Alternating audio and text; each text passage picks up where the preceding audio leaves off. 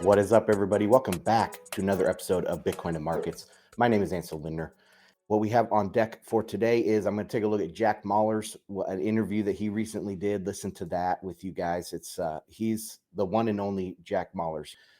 But I do have a few things to say about what he is out there saying in the press. So then we're going to take a look at Janet Yellen and a quick little video of her testimony from last week in front of Congress, where she's grilled about some deposit insurance for small banks versus large banks and the risk of deposits leaving the small banks and going into the large banks.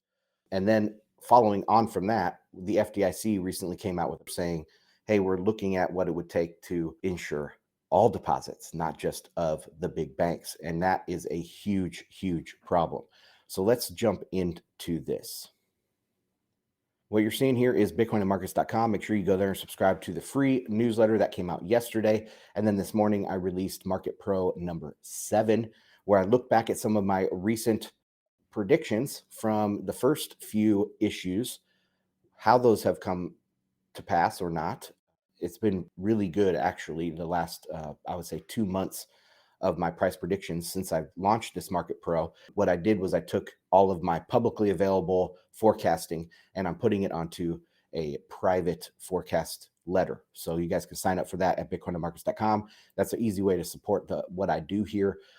You can get 50% off your first month by going to bitcoinandmarkets.com/pro50. There's also another member tier there as well. And I appreciate everyone that is a member and helps me put out this content. It is almost 100% listener supported. I'm right now live streaming on YouTube at BTC Market Update. That's the new channel. It's just a few months old. My old one was terminated and now I have a new one.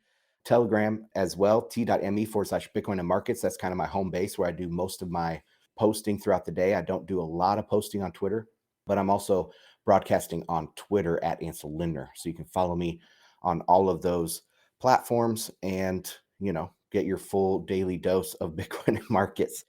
All right, let's get into Neil Jacobs. He's becoming one of my favorite content creators in Bitcoin. He has the Inside Bitcoins podcast. He does a lot of t-shirts and stuff in Bitcoin. He's doing good work. He's a strong Bitcoin maximalist. He's more resolute, zealous about Bitcoin maximalism, even to a greater extent than I am. And I'm the first one to say Bitcoin is the only thing that matters in this space. It is the only decentralized thing. It's the only thing that will be around in 50 or 100 years. And I hate all altcoin scammers and shitcoiners and stuff. But Neil Jacobs, he takes it to another level. He's doing great work, but he has some good tweets. And so he's a great follow over there on Twitter. This is an interview with Jack Mallers that we're going to listen to and just comment on because he does a great job explaining Bitcoin, but then he goes and takes it to the next level, getting into my wheelhouse of the financial system. And he does have a good grasp of that. His dad, I believe his dad ran the CME for a while. And so he has a very high aptitude for, financial stuff in his family. And so he follows in the footsteps of his dad. But anyway, so we're going to listen to that. Let's make sure everything is up. Welcome back to Power Lunch. We spoke about it last hour, but Bitcoin has been rallying pretty hard lately. It's up more than 70% just this year. And our next guest says this is Bitcoin's moment. This is why the asset exists. Let's bring in Jack Mallers, the founder and CEO of I was going to say, have we seen your hair before, Jack, or has the hoodie typically been up? I'm waiting, for the business suit for me to know that the crisis is over so I can see we're not there yet. Kelly, I got luscious locks, but I'll toss the hood on for you. How are we? The Fed is... Man, he is just so calm and confident and great representative of the Bitcoin space and the up and coming generation, representation of the new economy. And he's almost got this where you expect him, when you look at him, you would expect him to be silly, like a silly kid or something. But he is extremely smart, extremely well-spoken. And I think that just goes a long way to representing what Bitcoin is. It's a little bit different way to think, but it's being done by really smart people, right? Okay, let's continue. Blown up our financial system. A hell of a Monday, huh? So do you think, okay, let me ask you to you this way, or put it to you this way. A banking crisis is deflationary. And so when I see Balaji and others saying Bitcoin's going to go to $1 million, it may go up, but that may be because of the Fed's response here. The 2010s were not hyperinflationary. There's no obvious reason why now would be hyperinflationary either. Yeah. So Kelly, it's actually not that complicated, and I'm excited to try and convey that to America. Okay, before he gets going on here, because he doesn't really answer the question all that well, but it's great that she's pointing this out, right? The banking crises are deflationary, and that's what I have been saying over and over for years and years. Then people will say, "Oh, but the bailouts, that's printing money. Where's that money coming from?" Okay, yeah, but A, that money has to be paid back. It has to come from somewhere. And B, that is just papering over a bigger hole. So if 100 billion were destroyed in the market and you only replace it with 25 billion, the net change is still deflationary. So that's B. And then C, the kicker is the contagion is the mental state of the market, because credit depends on credit ratings, and credit ratings are almost completely subjective. Yeah, you can have a history of being good credit, having good credit, but if the market is tanking, the people that are lending are going to pull back on their lending. And if that is where money printing happens, it's all about the psychology. The psychology is deflationary because it's pulling back on money creation. And you can't, like, the money that's being repaid today, it doesn't get printed today, right? It was printed in the past, and the amount that's repaid today is kind of locked in. The amount of loans that are repaid every day, that's locked in from history. So what we do going forward doesn't affect what's going to be paid off in the future. So if the current level decreases, the net is going to also decrease or turn negative. More loans will be paid off than issued. That is definitely deflationary. So yeah, those three reasons are exactly why a banking crisis is deflationary. However, Bitcoin is a hedge against deflation and counterparty risk, which Jack doesn't get into, but let's listen to what Jack says here. There's a market term that's used here in Chicago a lot, is demand finds supply. What do I mean by that? If Ken Griffin is going to want to buy the most expensive condo in America, someone will build it for him. Someone will put a 201st floor in Miami's tallest building. If silver's going to 1000x, I will walk into my kitchen right now. I will melt all my silverware and I will sell it at market. If gold is going to rally, Elon Musk will find more on Mars. Bitcoin this is a super important point. Bitcoin is the only monetary instrument in the history of our species that is fixed. It does not matter how much more demand comes into the asset class, Kelly. No one will ever be able to make more of it. There are two things I can guarantee you in my life. One, that I'll die, and the other, that there will only ever be 21 million Bitcoin. And those are what's the two things that I can only value as my life and my Bitcoin. So it is the only fixed supply asset, Kelly. It's not that complicated. It's going to go up because everything else can be issued more. Does that make Okay, so very good points here. And I like how he said monetary instrument, because there are other things that are fixed supply. The Mona Lisa is a fixed supply. The Statue of David by Michelangelo, that is a fixed supply asset. It can be copied, right? And it can be even copied down to the atom. If we had like a printer that could print molecules and atoms, it could be copied. So you can say that it's not quite fixed, but it's also not a monetary instrument. So monetary instrument has to be divisible. It has to be portable. It has to be all of these other, characteristics of what money should be. And those things are just ranked very low on the monetary scale. Another thing is a piece of land, right? If I own a certain amount of beach frontage, that's a fixed supply asset. If I own 500 feet of beachfront property, they're not making any. I guess they can make more beachfront property in like Dubai and stuff. Like you can't make more Mount Everest peaks. Okay, that is a fixed supply of thing, something in nature, but it's not a monetary asset. So I'm glad that he said monetary asset, and his explanation was good there, but it still does not explain why a banking crisis is deflationary and Bitcoin pumped. Okay, so let's continue. Why Makes is sense. you've got to explain to me one thing. Why is the supply fixed? And is that because someone says it's fixed? People are still so far behind. I mean, this is the power lunch on CNBC, and they've talked to Bitcoiners for years, probably going back 10 years. I think they had Roger Ver on and stuff like 10 years ago. And they still don't understand why the Bitcoin supply is fixed. I mean, he is obviously older. So, it's harder for older people to wrap their brain around Bitcoin, but we're still very early. Who could change their mind? No, it's a great point and question, Tyler. It's because it's written in the software and the software is distributed. There is no one person to ask. There is no one person to trust. The whole decentralization, is it decentralized so that you could put pictures and NFTs on the blockchain? Is it decentralized so that you could fix gaming? No, it's decentralized so that the defendants of the monetary policy are distributed, is so that it's a network of computers that actually defend the policy and the instrumentation of the monetary asset. That is not the case for Ethereum. That is not the case for any other altcoin. That is not the case for the US dollar. That is not the case for Miami real estate. That is not the case for precious metals.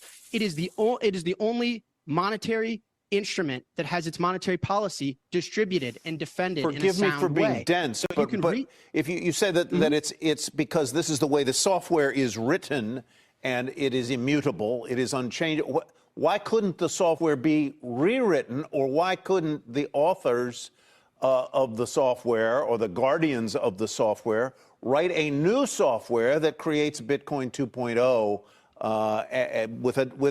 with another fixed supply of Bitcoin? Yeah. So, Tyler, I run Bitcoin software, and someone tried to do this. I want you to Google Bitcoin Cash after this interview is over. Someone said, I want to change the rules of Bitcoin. I may want to create more of a supply. I may want to make it faster. I may want to make it do a backflip. I may make it want to store pictures of monkeys drooling on themselves on the blockchain. And they created it, and they created new rules, and they called it Bitcoin Cash. It's a different asset. It's a different instrument. And when someone tries to pay me in it, my software rules that I run in my home in a room over there says, nope, that's invalid. That thing is a piece of poop, and I don't accept it because it is invalidating the rules of the system that were set out by Satoshi Nakamoto over a decade ago. So you can create whatever you want. You want to create FedNow coin, flip a Dookie coin. I don't care.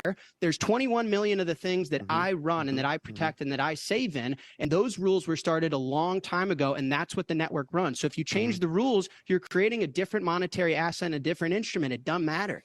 Okay, great answer. I might say something a little bit different, like who's in charge of the software on my node? You would have to go to every Bitcoin node and change that software. And it's not set up like that to, where when you run Windows or you run Android or whatever, it pretty much does automatic updates. With Bitcoin, it's not set up that way. Someone has to physically come in and update your software to a different software. Listening to this, though, a second or third time through, it made me think that one of the regulatory vulnerabilities, one of the surface areas of attack for Bitcoin would be regulating the Bitcoin software that you run. That's possible. Like say, hey, there is some Bitcoin, like under the Treasury Department in the future, they might have rules and regulations around what version of Bitcoin software your business can run, not an individual. But if you're Coinbase, you have to run Bitcoin Core, 35.2 or newer.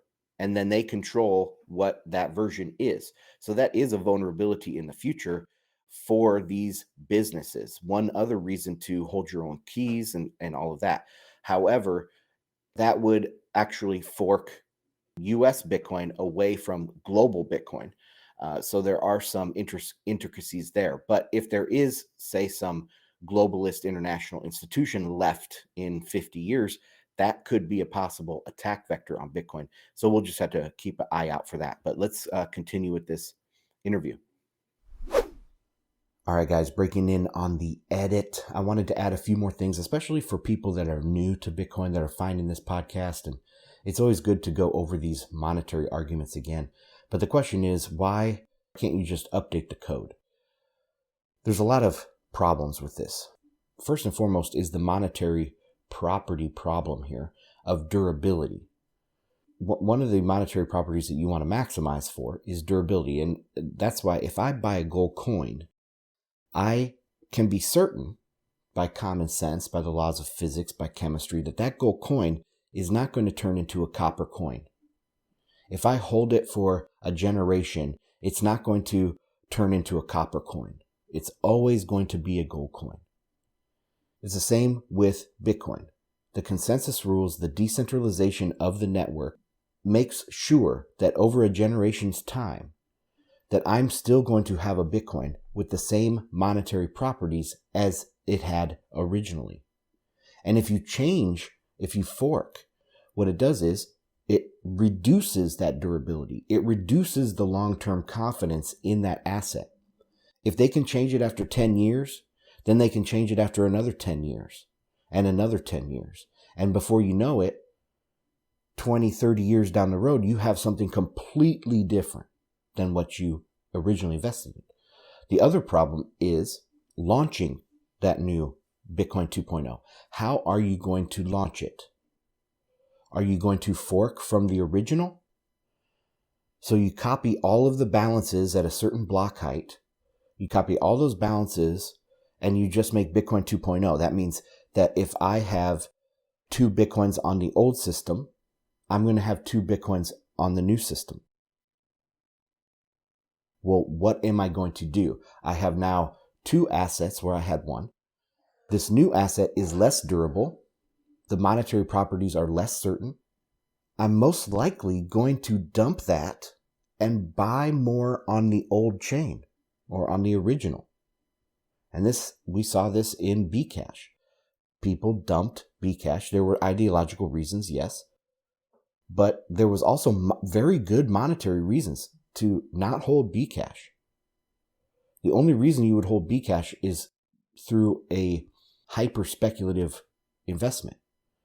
So most of the time people dumped their Bcash and bought original Bitcoin with it. And this would be the same way that a launch of a US Bitcoin 2.0, that would have to deal with the same problems. And you're talking global. This is global jurisdiction, not just national jurisdiction. So how do you go about launching it? Do you start then from the Genesis block? Are you going to make it free and fair distribution? So you launch from 0 with no distribution, and then you have some sort of staking or some sort of mining to have a free and fair distribution. That's a little bit out of the question as well, because those elites that are wanting to launch this new Bitcoin 2.0, they're not going to want to compete against Joe Schmo to mine Bitcoin or to do whatever. So how do you launch this new US Bitcoin 2.0? These are very fundamental questions to being a Bitcoin maximalist and to understanding the superiority, not only in the current monetary properties of Bitcoin, but in the game theory, in the incentives of continuing with this Bitcoin. You can't just make a Bitcoin 2.0. It doesn't make sense. All right, let's get back into Jack. He's doing an excellent job. Of course, this is a very quick interview and he can't get as in depth as I can here on the podcast. Great stuff from Jack. Let's get back into it. Jack, did you guys have any effect from SVB's collapse? I know, like you said, you're in Chicago. I don't know if you had any exposure there as sort of a startup, or obviously I would imagine maybe some other, colleagues, clients, you name it. What do you make of all this? Well, it doesn't matter, right, Kelly? Because the U.S. government, you either got to default on it or deflate it. And so they're backstopping everything. The spigots are wide open. Money printers going burr. So it doesn't matter where your monies are held, is that the government's going to make you whole on it no matter what. So who cares? The only thing that's clear to us. This goes into what we're going to talk about next with the FDIC insuring all bank deposits. But yeah, he nails it on the head here. Clear to our customers is you cannot hold and save in dollars anymore. I think that there's going to be a new era of the U.S. dollar where inflation will enter a normalized 5, 6, 7, 8, 9, 10%. The days of 2% inflation are over. What if you're wrong, Jack? Because the market, as you know. Okay, so he said that we're going to enter a new era of 5, 6, 7, 10% inflation, or CPI, or whatever he meant there. How exactly is that going to happen when the banking crises are deflationary and the system is based on credit? And when you have deglobalization and you have breakup of international trust and international institutions, how on earth is the global credit market going to expand at 5 to 10%? I'll let that hang. If the credit market is being crippled, how is it going to expand at 5 to 10% globally? It's not going to. The best that they can hope for is what they're doing now: bailouts. Extend and pretend. That is what we're going to see. And in that era of bailouts, and she points this out here in just a second, which is, again, I think she's super sharp because she's asking good questions here. What we've seen recently is, or what we've seen with Bitcoin, is that in a monetary shortage scenario at the end of a credit bubble where you're extending and pretending to try to keep the credit bubble inflated, you see a search for a monetary alternative. Bitcoin is that search for monetary alternative. And so when the banking crisis hits and there's deflation knocking at the door and happening in front of our eyes, I mean, people realized losses, right? Then you get a surge in the demand for monetary replacement. You get a surge in the demand for monetary value. And if you can find that monetary value in Bitcoin, that's a great replacement. It's a great alternative to the dollar because it can be sent anywhere. It can be cryptographically locked up, right? It can be, there's all of these other fancy financial things that you can do with Bitcoin. And they haven't even scratched the surface on all of the different fancy financial tools that they can create through cryptography and through the Bitcoin network and stuff. And so it's a great alternative. So in the search for monetary value out there to replace this deflating system, you find Bitcoin, and all of the money flows into Bitcoin. And as money flows into Bitcoin, it's actually going to create a worse problem because more and more dynamic economic activity will be denominated in Bitcoin. All of the cutting edge green shoots will be found in Bitcoin, and it won't be found in the dollar denominated economy that they need to expand credit. So credit will continue to waver. It will continue to shrink. Global credit market is cracking up. And when that happens, you need a monetary alternative. So that's how, see, the inflation narrative of Bitcoin has got us into a trap. And the trap is we're not in inflation. We're in a deflationary grind. Now what? Now Bitcoin isn't behaving the way you thought it was supposed to behave with high CPI. Well, that's because CPI isn't measuring inflation. It's measuring cost and supply chains and things. But it just gets you in a trap when Bitcoin's primary thing is to hedge against inflation. I think Bitcoin's primary thing is to hedge against deflation, against bank runs. If we stress that narrative going forward, then we get out of the trap that has been set or that we've set for ourselves. Okay, let's continue.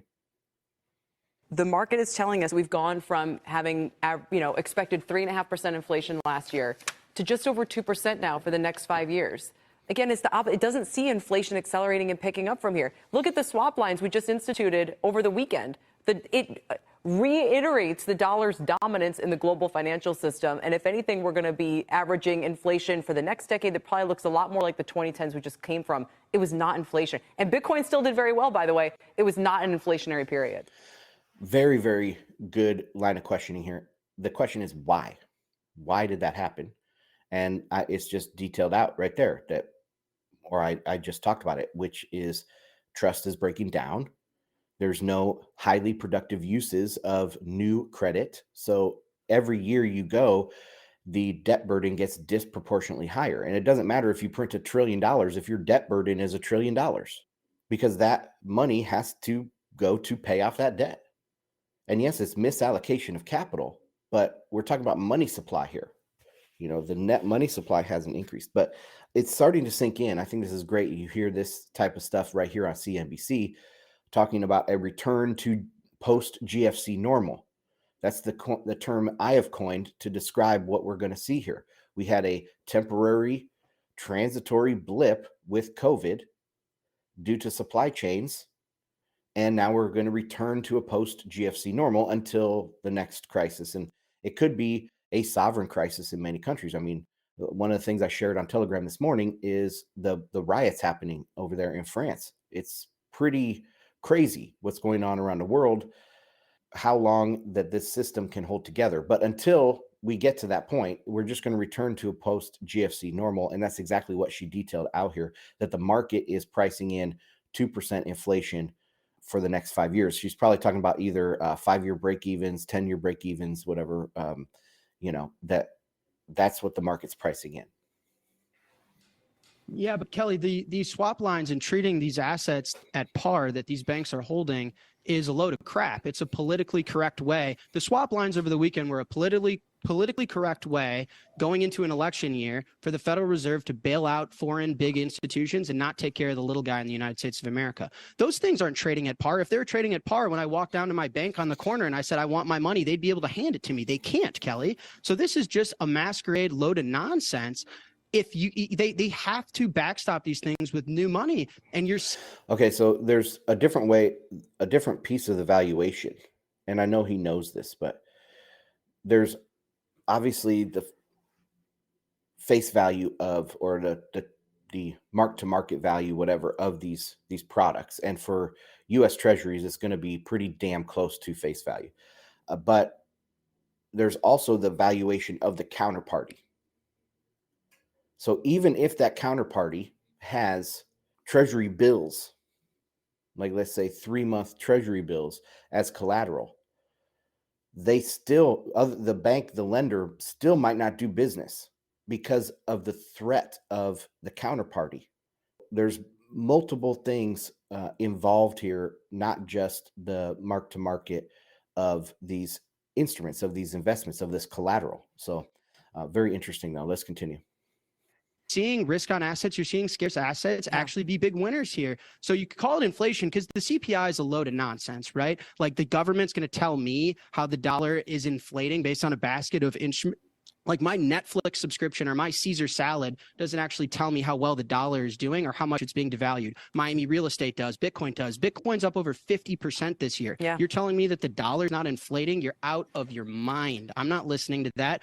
The Fed and the whole monetary system is based on trust, and they constantly break that trust. It'd be the equivalent of there's a fire outside of my house. I smell the smoke, and someone's telling me, no, it's just a bunch of teenagers putting on a bonfire. Okay, but I hear one siren. I hear one police siren. Yeah. Are you sure it's a bonfire? Yeah, it's a bonfire. Now I hear 10 sirens, 100 sirens. Now my whole community is running out. I'm not going to get up and look outside the window, Kelly, and see what's going on. I don't believe them for a second. Yeah, I mean, this is the trap we've gotten ourselves into, is believing that everything is inflation and seeing inflation in every place. So his analogy of being told that the thing outside, it's like Plato's cave or whatever, being told outside that that's not really a fire that you need to be worried about. And then you hear the sirens and they tell you, no. Well, he's being controlled by a narrative in that story. And that's exactly what's going on. But does that story that those people are telling you, there's no fire, does that actually control that isn't a fire? No, of course not. It's there to control your psychological state, hoping that you'll act as if there's no fire, but that doesn't affect the market outside that's on fire, right? They're not controlling the market. That's the main point here. So all of this stuff where people blame the Fed, and I don't think the Fed necessarily needs to exist. I have been an end the Fedder for a very long time, decades. I'm getting old. It's been decades that I've been on the end the Fed bandwagon. Gold and silver first, then Bitcoin, of course. But blaming the Federal Reserve and the Treasury for everything, that is where I can't go with these people anymore. Breaking in on the edit, just have a little bit more to add here. Oh man, just to beat a dead horse. Okay, yes, Bitcoin has rallied 40, 50% in the last couple weeks, and then this year it's up about 70%. Okay, but what about 2022? If Jack is going to use this right now, how does he reconcile that with Bitcoin falling during the highest CPI times? Another thing is, if you look and expand that to the entirety of Bitcoin's existence, the dollar is progressively stronger through that time that Bitcoin is also being monetized and going up. This is the danger of the inflation narrative for Bitcoin, because we don't have a general inflation atmosphere. We have a general deflation atmosphere. So generally in deflation, the dollar is getting stronger, and Bitcoin is getting stronger as well because it's a monetary alternative. Now, some people might say, oh, well, the dollar is just measured against other weaker currencies. Well, that's not exactly the case either. I mean, you can look at commodities in general. You can look at other things like gold. Gold hit a high in 2011. That's 12 years ago. It hit a high of $1,920 or $1,920. And today, as I'm recording this, it's at $1,970. But if you go back to the beginning of March, it was down at $1,800. 12 years and the price of gold has gone down. Okay, well, people might say, well, there's manipulation. Okay, well, let's look at some other commodities. How about oil? It's not at all-time highs. It's trending down on a grand scale. All of these things. The only commodity that I know of that has hit new highs is copper. And it was just marginally new highs during this COVID crisis. And there was some extenuating circumstances, like China was hoarding copper during that time. So all commodities, we can look at a commodity index. Let's look at a broad commodity index. Here is Goldman Sachs commodity index, and I will put these charts in the show notes for you guys. The Goldman Sachs commodity index hit a high back in July of 2008. It did not even reach that new high in this COVID crisis, and it is now down. It is down. I mean, we can measure how high it is off, how far down off of the highs it is. The commodity index is 35% off the highs right now, which wasn't even a new all-time high since 2008. So if you put like a least squares fit line here, you would see that over the last 15 years, the commodity index has trended down against the dollar. Down. So you have to reconcile a strengthening dollar, commodities going down against the dollar, everything going down against the dollar basically over the last few years, except for asset price inflation, which I have described elsewhere. And you have Bitcoin rising. Okay, so Jack is just using the last few weeks to argue this, and this is exactly like other people do. Other Bitcoin skeptics use big crashes to dog on Bitcoin, just like Bitcoiners will use the last few weeks to pump up Bitcoin. There's all sorts of things going on. But anyway, I had to throw that in there, and I think I am the only one in Bitcoin. I'm the only one pretty much in the world to have a comprehensive view of this, to have an understanding of what's going on. That is what I think is happening. The market chose this. The market chose this. There's an old saying, and I don't remember exactly who it came from. Government depends on the consent of the governed. Seriously, you can rise up and throw off your government, and you don't need all that many people if it's that bad. If it's that bad. Same thing with the financial system. Is if enough people didn't want to use the dollar anymore, there has been alternatives for them forever. They would have stayed in gold and silver. They would go to Bitcoin right now. All you'd need is like 10% of people to flood into Bitcoin. You know, we'd be sitting on $100 trillion asset class right here with Bitcoin, and the world would be changed. But that doesn't happen because the market chooses this. The market chooses what we have today, how we got here even. Same thing, if the market didn't want these bailouts and didn't agree with these bailouts, majority of people would rise up and say, hey, bankers, hey, Treasury, Fed, President, you did these bailouts. We don't like this. You're gone. But they don't do that. The market chose the way it is. And I'm not saying if that's good or bad, but if you trace back how we got here, after World War II, we went on Bretton Woods and we were on a gold standard, but there's all this new technology that was coming out and really transforming the economy, television, telephone, pretty much telecommunication stuff. There was advances in materials. All of this stuff came out and created a ready-made market for more credit. And that's exactly what happened in the world, is that they were able to use credit to productively expand the economy.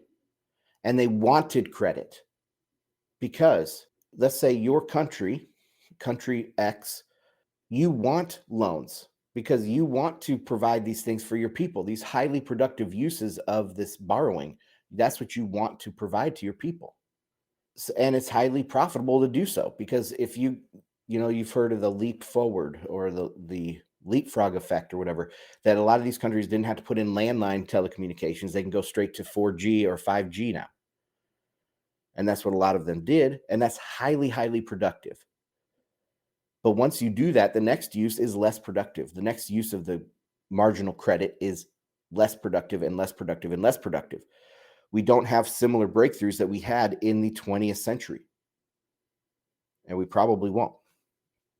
So, no, the market chose a money that was highly elastic and could expand with credit. And that's what drove us to 1971. And that's what drove the economy after 1971 to continue to accelerate with an expansion of credit all around the globe, in every corner of this globe. And the market chose it because it worked. But in a period on the flip side of the coin, when you have deflationary pressure and you have bank failures everywhere and you have no productive uses of credit left and everyone's swamped and burdened with all of this over indebtedness, now the market's going to choose the opposite. They're going to choose a less elastic, the most inelastic supply that they can find. And that's going to be Bitcoin. So that's the flip side of the coin. And I don't know how I got onto this, but I like walking through this argumentation for new people that find the content and they can see what I'm talking about on a daily basis. But I don't know how I got to this with Jack Mallers. Let's continue. I think there's just a minute left. You've got to be absolutely crazy to believe the Federal Reserve right now. They're full of it, and I don't have to because I own Bitcoin. There's no one that could deflate my instrument. I get to hold it, save in it. I know the monetary policy. I sleep like a baby, like the baby face that I am. Jack? I think you're crazy if you believe the Fed and these swap lines and treating these assets at par. It's a gimmick. It's a scam. We appreciate your time today. Jack Mallers of Strike. All right. Like I said, great ambassador for Bitcoin. Just wish he could get out of that inflation trap that he is in. But let's talk a little bit more about this Janet Yellen stuff. So we touched on it there, and it was the fear that, well, let's just watch the clip because he actually details this out pretty well, and then I'll comment. Start with some of the banking issues we're dealing with on it. Will the deposits in every community bank in Oklahoma, regardless of their size, be fully insured now? Are they fully recovered? Every bank, every community bank in Oklahoma, regardless of the size of the deposit, will they get the same treatment that SVBP just got? or Signature Bank just got? A bank only gets that treatment if a majority of the FDIC board, a supermajority of the Fed board, and I, in consultation with the president, determine that the failure to protect uninsured depositors would create systemic risk and significant economic and financial consequences. So what is Okay, so she is not on board yet that the market doesn't care about inflation anymore. CPI is a dead story. The market cares about their deposits. They care about the deflationary banking crisis. And so what she was, the reason why she went through and detailed out, it needs to be a supermajority FDIC, supermajority of the FOMC, a supermajority, all these things, is because it is a high bar.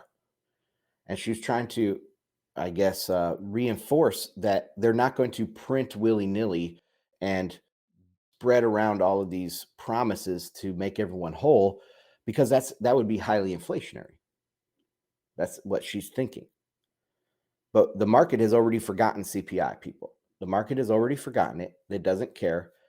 They would much rather have 5% CPI than bank failures every week.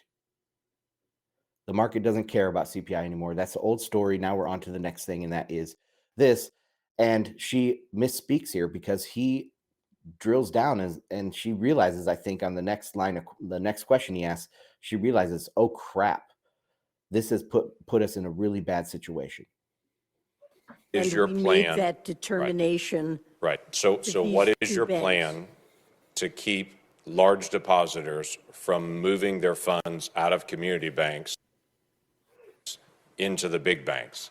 We have seen the mergers of banks over the past decade. I'm concerned you're about to accelerate that by encouraging anyone who has a large deposit in a community bank to say, we're not going to make you whole, but if you go to one of our preferred banks, we will make you whole at that point. Oh crap. Look, I mean, Woo. that's certainly not something that we're encouraging. That is Oh happening. my gosh, she's like, right now. we effed up. That is happening because depositors are concerned about the bank failures that have happened and whether or not other banks could also No, fail. it's happening And because you're it's- fully insured no matter what the amount is. If you're in a big bank, you're not fully insured if you're in a community bank. Well, you're not fully insured. And You the big Okay, so that is that. I thought it was pretty entertaining when she's like, oh my gosh, I just messed this up, guys.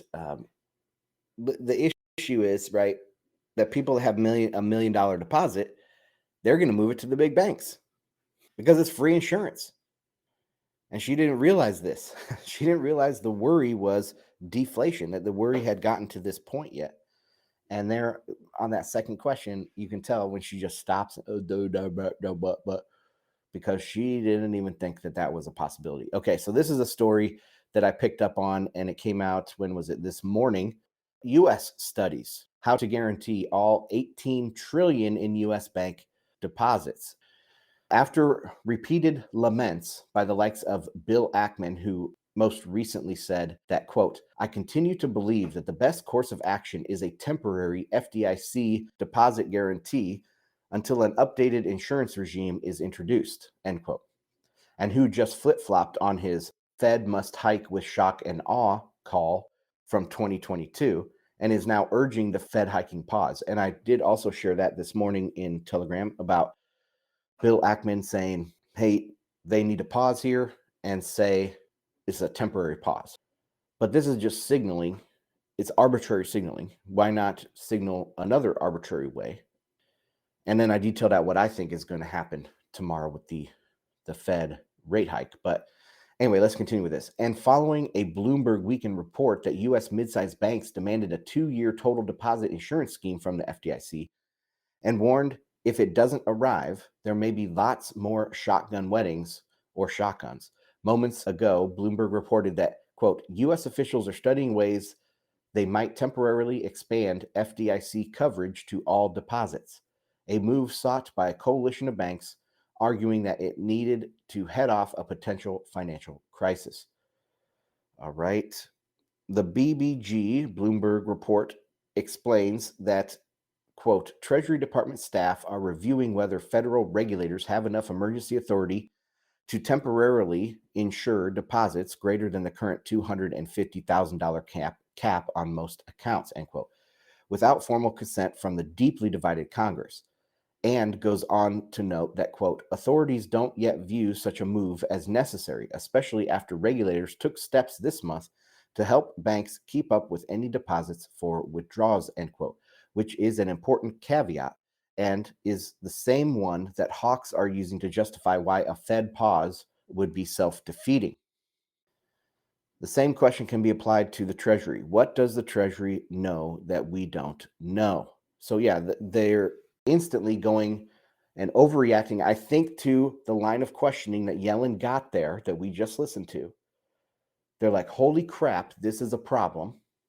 Boom, they did this working group or working paper, whatever. They come out with a study saying that this is possible. They have a coalition of banks petitioning, saying we need this insurance now. All of our customers are withdrawing their deposits over $250,000. This is going to crush us. There's contagion. I think the speed of this and what the Treasury knows that we don't know is that the Treasury was blindsided by this. The central planners are ignorant. I don't know why people think that there's this huge central planning conspiracy to dominate the world and yada, yada, yada. Maybe there is, but that doesn't matter because they're inept. They can't change the laws of physics. They can't change human nature. Maybe temporarily they can, but they can't change human nature. They can't change hardcore resource constraints. So it doesn't matter what they plan, they're going to fail. It's guaranteed to fail. And so anyway, this is just an example of how these central planners didn't see it coming. It's actually the opposite. It's not what the Treasury knew that we didn't, it's what we knew that the Treasury didn't. And it caught them majorly off guard here. Let's continue. Most likely nothing, after all, bank crises are non-linear. But as Bloomberg notes, quote, still, they are developing a strategy out of due diligence in case the situation worsens, end quote. Quote, we will use the tools we have to support community banks, White House spokesman Michael Kay said without directly addressing whether the measure is being studied. Quote, since our administration and the regulators took decisive action last weekend, we have seen deposits stabilize at regional banks throughout the country. And in some cases, outflows have modestly reversed. Still, the report notes the behind-the-scenes deliberation shows there are concerns in Washington's corridors of power as mid-sized banks call for broader government intervention after 3 lenders collapsed this month when uninsured depositors pulled their money. And as a 4th firm strives to avoid a similar fate. Shares of that one, First Republic Bank, tumbled an additional 47% on Monday as industry leaders tried to find a way to bolster the company's finances. Okay, that's the theory. What about the practice? After all, as regular readers know, there are $18 trillion in total deposits, all of which will have to be insured, and just $125 billion in the FDIC's Deposit Insurance Fund, which makes an outright guarantee of all deposits just a small mathematical impossibility. Well, there's always printing. According to Bloomberg, one legal framework under discussion for expanding FDIC insurance would use the Treasury Department's authority to take emergency action and lean on the Exchange Stabilization Fund, the same magical Exchange Stabilization Fund which the Treasury is already using to backstop its latest bank bailout facility, the Bank Term Funding Program. Here, too, there is a small problem. The Exchange Stabilization Fund pot of money is used to buy or sell currencies and provide financing to foreign governments. A bigger problem, the Exchange Stabilization Fund only has $25 billion. Any mechanism using the Exchange Stabilization Fund as a bailout mechanism uses the cash for the fund as a first loss equity tranche to which the then applies leverage, lots of leverage. Because if authorities plan on backstopping the 18 trillion in total US deposits, the Fed will never cover the difference of some 17.975 trillion unless Congress reaches a bipartisan deal to infuse more capital into the Exchange Stabilization Fund, the same way the ESF was expanded to 500 billion during the COVID crisis. Meanwhile, in keeping with the tradition of saying the polar opposite of what it is doing, a Treasury spokeswoman said in a statement that, quote, due to decisive recent actions, the situation has stabilized. Deposit flows are improving, and Americans can have confidence in the safety of their deposits. Yeah, what else are they going to say? Why even say anything? Well, they have to say something. So they're going to say this. Why even report on it? But anyway, which of course explains why First Republic is about to join the collapse contagion and why Treasury is planning a full deposit backstop. Finally, such a program will likely have to also be the result of an executive order since it has little hope of passing in Congress, where members of both the left and the right will be vehemently against it. All right. As the Chicago Fed wrote in a paper in 1986, after the deposit runs at Penn Square National Bank and Continental Illinois Bank, uninsured deposits are a source of market discipline for banks. Herbert Bayer and Elijah Brewer go forward, warning that going away from insured deposits, i.e., by insuring every deposit as is being considered currently, would actually increase risk in the banking system. All right, so that's an important point there at the end, that this is a moral hazard. This is adding moral hazard into the system. It's adding increased risk of bad behavior by the banks, and that having banks fail is actually a part of the market discipline mechanism for banks. But what do? Again, the entire credit system is near collapse. I think they can kick the can. I mean, they can just say you can't withdraw, right? They can make a banking holiday, or they can do some facility for the FDIC to directly fulfill withdraw pledges, from people and stem the tide. They can do a lot in that respect. It's also, I'll remind people, it is the time of year. If they can just get through March into April, I think that this really goes under the rug and we won't have to worry about it until end of Q3. Because end of Q1, end of Q3, those are the peak periods for these type of crises. I am expecting something similar at the end of Q3, but in the meantime, we're going to see stocks and Bitcoin rally pretty hardcore into the middle of the year. So, all right, so that is where I'm going to leave it today, guys. Thank you for joining me. I'm going to leave the mic open for a few minutes over there on Telegram. So, guys, stick with me over there. Check me out on Twitter at Ansel Lindner, Telegram t.me/Bitcoin and Markets, and on YouTube, BTC Market Update is the name of the channel. All right, guys, thanks for joining me, and I'll check you on the next one. Bye.